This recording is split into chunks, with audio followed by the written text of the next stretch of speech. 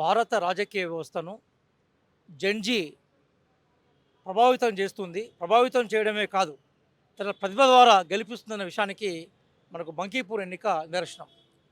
మొత్తం బీహార్‌లో అత్యధిక అక్షరాస్యత, మొత్తం బీహార్‌లో అత్యధిక పట్టభద్రులున్న నియోజకవర్గం ఏదైతే ఉందో అది బంకీపూర్. దాన్ని యాక్చువల్‌గా ఒకప్పుడు వెస్ట్ పాట్నా అనే పేరుతో పిలిచేవాళ్ళు. అంటే పాట్నా సిటీలో అది పశ్చిమ భాగంలో ఉండేది.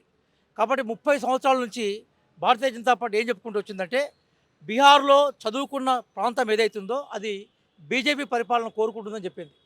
చెప్పి ఆ బంకీపూర్‌ని ఎగ్జాంపుల్ తీసుకొని మొత్తం బీహార్ అంతా విస్తరించి ఈరోజు అధికారాన్ని చేర్చుకుంది. అదే బంకీపూర్‌లో అంటే ఎక్కడైతే పట్టభద్రులున్నారో, ఎక్కడైతే విద్యాధికులున్నారో ఆ బంకీపూర్‌లోనే మొట్టమొదటిసారిగా బీజేపీ పతానికి సంబంధించిన తొలి వికెట్ పడింది.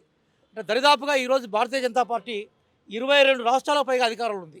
ఇక భారతీయ జనతా పార్టీ కొత్తగా గెలిచేది ఏమీ లేదు. అది డిక్లైన్‌లోకి వచ్చింది. ఈరోజు జెన్‌జీ ప్రభావం మనం 2 కోణాల్లో చూడాలి. ఒకటి, ఢిల్లీలో ఒక ప్రజల ఆమోదంతో కూడుకున్న డిమాండ్‌లను ముందర పెట్టారు. వాళ్ళు చాలా క్లియర్‌గా అన్నారు, పరీక్షల కోసం మేము చదువుతాం. మా పరీక్ష పేపర్ లీక్ అయినప్పుడు మా బ్రతికేందని అడిగినారు. 27 మంది ఆత్మహత్యలు చేసుకుంటే ఆ ఆత్మహత్యల కుటుంబాలకి ₹1,00,00,000 పరిహారం అడిగినారు. అట్లాగే మా మీద కేసులు ఏవైతున్నాయో ఎత్తివేయమన్నారు. అవన్నీ కూడా జెన్యూన్ డిమాండ్స్. పార్లమెంట్లో చర్చ కోసం కూడా భారతీయ జనతా పార్టీ, ఎన్డీఏ అవకాశం ఇవ్వలేదు. కాబట్టి వాళ్ళు వీధి పోరాటంలోకి వచ్చారు. నీట్‌కు సంబంధించిన బాధ్యత వహిస్తూ ధర్మేంద్ర ప్రధాన్ రాజీనామా చేయాలన్నారు. ప్రధాన్ రాజీనామా చేయగానే హుందాగా ఇంటికి వెళ్ళిపోయినారు. కాబట్టి జెన్‌జీ అనేది భారత రాజకీయాల్లో కొత్త వనరులు తీసుకొచ్చింది. వాళ్ళు మహాత్మా గాంధీ గారి ఫోటోలు, డాక్టర్ బిఆర్ అంబేద్కర్ గారి ఫోటోలు, అట్లాగే భారత రాజ్యాంగం ఫోటోలు ప్రదర్శించారు. అలాగే సోనం వాంగ్‌చుక్ లాంటి పర్యావరణవేత్తలు, సైంటిస్టులను వాళ్ళ అంబాసిడర్‌గా చూపెట్టి వాళ్ళు ప్రజల యొక్క మద్దతు తీసుకున్నారు. ఈరోజు బంకీపూర్ ఎన్నిక ఏదైతుందో ఆ ఎన్నిక దాని నిదర్శనం. రెండోది, ద్వితీయాలో మధ్యప్రదేశ్లో ఎన్నిక జరిగింది. అందులో కూడా అక్కడ ఆల్రెడీ గెలిచిన మనకు రాజేంద్ర భారతి అతన్ని రకరకాల ఆరోపణలతో డిస్క్వాలిఫై చేసింది బీజేపీ గవర్నమెంట్. ఇక ఎట్లయితే మీనాక్షి నటరాజన్ గారిని డిస్క్వాలిఫై చేసిందో, అదే మధ్యప్రదేశ్లో ఇట్లాంటి రకరకాల ఆరోపణలతోటి మనకు రాజేంద్ర భారతిని డిస్క్వాలిఫై చేస్తే ఘనశ్యామ్ అనే కొత్త వ్యక్తిని పెట్టి కాంగ్రెస్ పార్టీ విజయాన్ని సాధించింది.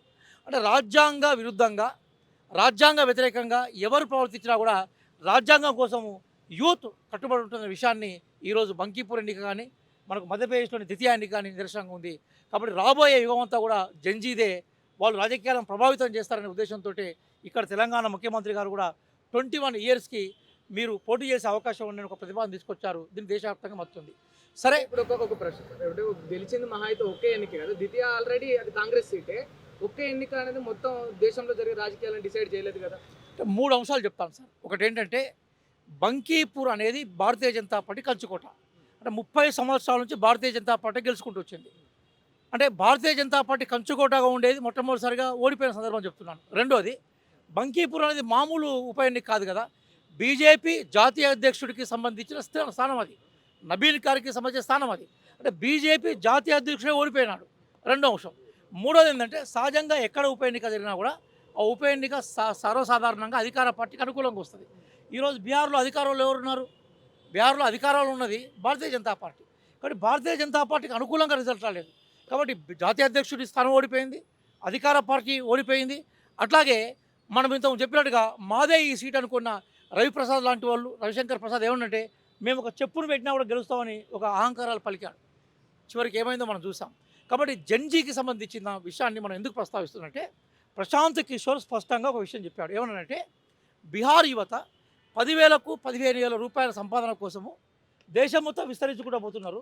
అదే 10,000, 15,000 సంపాదించుకునే అవకాశాలు బీహార్లో ఉంటే మన తల్లులను వదిలిపెట్టి, చెల్లెలను వదిలిపెట్టి, అక్కలను వదిలిపెట్టి, తమ్ముళ్ళను వదిలిపెట్టి యూత్ ఎందుకు బయటికి పోవాల్సిన అవసరం ఉన్నది? కానీ యూత్ ఉపాధే నా ఎజెండాను పెట్టాడు.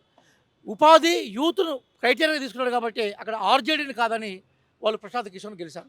అంటే యూత్‌కి సంబంధించిన అవకాశాలు, యూత్‌కి సంబంధించిన విశ్వాసాలు, యూత్‌కి సంబంధించిన ఆకాంక్షల్ని ఈరోజు ఎన్నికల రిజల్ట్ ఎట్లా తారుమారు చేస్తుంది, ఎట్లా ప్రభావితం చేస్తుంది అనడానికి బంకీపూర్ ఎగ్జాంపుల్.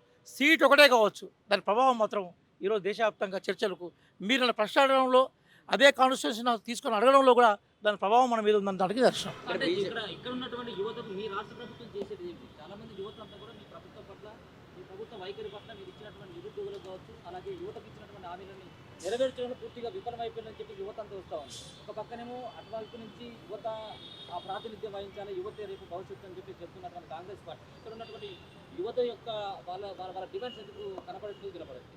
తప్పనిసరిగా కాంగ్రెస్ పార్టీ యువతకు ప్రాతినిధ్యం వహిస్తూ ఉంటుంది. రాహుల్ గాంధీ గారే ఈరోజు యువత ప్రాతినిధ్యం కోసం ప్రధానమంత్రి ఇంటి ఎదురుగా పోయి ధర్నా చేసే సందర్భాన్ని మనం చూసుకోవాలి. కాబట్టి మేము రావడమే అంతకుముందు పెండింగ్లో ఉన్న ప్రతి నోటిఫికేషన్ క్లియర్ చేసాం, లీగల్ అబ్స్టాకిల్స్ అని క్లియర్ చేసాం. మీరు ఇవే మైకులతోటి ఈరోజు ఉద్యోగాల్లోకి యంగ్ వచ్చిన కానిస్టేబుల్ని, యంగ్ పోలీస్ ఆఫీసర్ని, యంగ్ గ్రూప్ 1 ఆఫీసర్ని, యంగ్ గ్రూప్ 2 ఆఫీసర్ని, యంగ్ గ్రూప్ 3 ఆఫీసర్ని, కొత్తగా ఉద్యోగంలోకి వచ్చిన టీచర్ల దగ్గర పేరు ఇంటర్వ్యూ చేయండి. ప్రశ్నపత్రాలు ఎంత అద్భుతంగా మేము రూపొందించారు, ప్రశ్నలు ఎంత సజావుగా నిర్వహించారు, ఒక మరక లేకుండా ఎట్లా ప్రశ్నలు కండక్ట్ చేశారన్న విషయాలకు సంబంధించిన సమాధానాలు మా పార్టీ ప్రతిగా నేను చెప్తాను, కానీ నాకన్నా వాళ్ళు మీకు ఎక్కువ సమాధానం చెప్తారు. మొన్న రీసెంట్గా జూన్ 2న మొట్టమొదటిసారి అంతకుముందు ముఖ్యమంత్రి గారు ఎప్పుడు కూడా మాట్లాడలేదు. తెలంగాణ ఏర్పడిన తర్వాత గత ముఖ్యమంత్రి గౌరవనీయులు కేసీఆర్ గారు, కానీ ముఖ్యమంత్రి గారు స్వయంగా ప్రకటించారు, మేము డెఫినెట్గా మేము యూత్కి ఏదైతే ప్రామిస్ చేశామో దానికోసం నిలబడతామని. అందుకోసమే ఈరోజు ముఖ్యమంత్రి గారు విదేశీ పర్యటన పోవడం కూడా పెట్టుబడులు ఇక్కడ తీసుకురావడం కోసమే. అంతకుముందు శ్రీధర్బాబు గారితో కలిసి ప్రయాణించి మొత్తం టోటల్గా సమీకరించి నిధుల ద్వారా ప్రైవేట్ రంగాన్ని కూడా బలోపేతం చేయడమే స్కిల్స్ డెవలప్మెంటే. ఏ పార్టీ అయినా భారతదేశంలో యూత్ నెగ్లెక్ట్ చేసే పరిస్థితి లేదన్న విషయాన్ని మాత్రం ఇటీవల కాలం చూడాలి. కాంగ్రెస్ పార్టీ కూడా యూత్ని రిప్రజెంట్ చేసే దశలో ఉంది. ఆచరణలో మీకు కనపడతా ఉంటుంది, భవిష్యత్తు కూడా దాన్ని నిర్ధారిస్తుంది. రేపు రాబోయే ఎన్నికల్లో కూడా మొన్న రీసెంట్ కూడా సర్పంచ్ ఎన్నికల్లో నేను మొన్న ఆదిలాబాద్ జిల్లా ఇన్ఛార్జ్గా విన్నాను. చాలా ఆశ్చర్యం ఏంటంటే సార్, మీరందరూ యంగ్ జర్నలిస్టులు, మీరందరూ కూడా మీ కెరీర్ని మీ కూడా ప్రతిభను తీసుకోవాలి ఈరోజు జర్నలిస్ట్గా దిగారు. నా జీవితంలో అంత యంగ్ సర్పంచ్ని ఎప్పుడు చూడలేను. ఈరోజు ఎంపీటీసీ జెడ్పీటీసీ ఎన్నికలు జరిగినా కూడా యంగే వస్తున్నాం. అట్లాగే రేపు మేము ఎంపీటీసీ జెడ్పీటీసీ ఎన్నికల సందర్భంలో కూడా యంగ్ ప్రాధాన్యత ఇవ్వాల్సిన అవసరం ఉంటుంది. మున్సిపల్ కార్పొరేషన్స్గా, మున్సిపల్కి సంబంధించిన మేయర్స్గా, కార్పొరేషన్ మేయర్స్గా, మున్సిపల్ చైర్మన్స్గా యంగ్ వస్తున్నారు.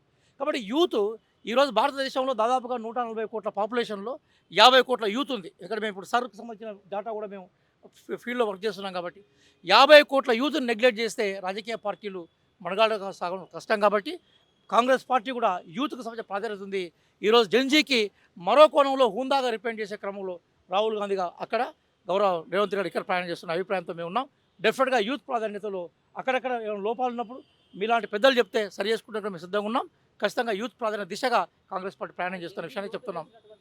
పోరాటానికి కాంగ్రెస్ పార్టీ మద్దతు తెలిపింది ఢిల్లీలో. ఇక్కడ జార్ఖండ్లో కూడా పేపర్లు లీక్ అయిపోయిందని చెప్పి పెద్ద ఎత్తున కూడా రోడ్ల మీదకి వస్తుంది ఆ యువత అంతా. ఇది కాంగ్రెస్ పార్టీ స్థానం ఏంటి? అంటే అసలు ఆ పేపర్ కూడా సెంట్రల్కి సంబంధించిన పేపరే కదా, ప్రతిపక్ష నాయకులు రానియకుండా చేసింది కదా, అది కూడా సెంట్రల్ సంబంధించిన పేపరే. మీరు జాగ్రత్తగా చూసుకోండి. జార్ఖండ్లో లీక్ అయిన పేపర్, కానీ పేపర్ నిర్వహణ మాత్రం మన నేషనల్ టెస్టింగ్ ఏజ్ సంబంధించిన అంశంగానే దాన్ని మనం చూడాలి. కాబట్టి పేపర్ లీకేజ్ మీద మేమేమంటున్నామంటే చట్టాల ద్వారా మాత్రమే దాన్ని మనం తీసుకురాలేము, దానికి చాలా సంస్కారాలు ఉండాలి సార్. ఉదాహరణకి ఒకప్పుడు ఇదే నీట్ ఎగ్జామ్ మన దగ్గర ఎంసెట్ రూపంలో ఉండేది. ఏ రాష్ట్రానికి ఆ రాష్ట్రమే కండక్ట్ చేసుకునేది. ఏ రాష్ట్రానికి ఆ రాష్ట్రం కండక్ట్ చేసుకున్నప్పుడు ఒక రాష్ట్రంలో లీక్ అయినా కూడా ప్రభావం ఆ రాష్ట్రానికే ఉండేది. ఇప్పటికి కూడా ఎగ్జామ్స్ అన్నీ కూడా రాష్ట్రాల పరిధిలో ఉండాలనే డిమాండ్ని మేము చాలా సందర్భాల్లో సపోర్ట్ చేస్తూ ఉన్నాం. అట్లాగే ఎగ్జామ్కి సంబంధించిన ఇష్యూలు ఆఫ్లైన్లో కన్నా ఆన్లైన్లో నిర్వహించడం వల్ల లీకేజ్ని కొంత తగ్గించే అవకాశం ఉంది. నోటిఫికేషన్ వచ్చిన వెంటనే ఎగ్జామ్ కండక్ట్ చేసేటప్పుడు పారదర్శకంగా వచ్చే అవకాశం ఉంటుంది. ఇట్లాంటి ఎగ్జామినేషన్ సంస్కరణల మీద మేము అఖిలపక్ష ఏర్పాటు చేస్తే అందులో పాల్గొనడానికి సిద్ధంగా ఉన్నాం. ఏది ఏమైనా కూడా యూత్కు ప్రాతినిధ్యం కనుక రాజకీయ పార్టీలు కల్పించకపోయినా, ప్రభుత్వాలు కల్పించకపోయినా కూడా యూత్ ఉద్యమాలకు సిద్ధపడుతూ ఉంటారు. అందులో ఉండే ప్రజాస్వామ్య ఆకాంక్షలను గౌరవించాలనేది కాంగ్రెస్ పార్టీగా మేము అభిప్రాయపడుతున్నాం.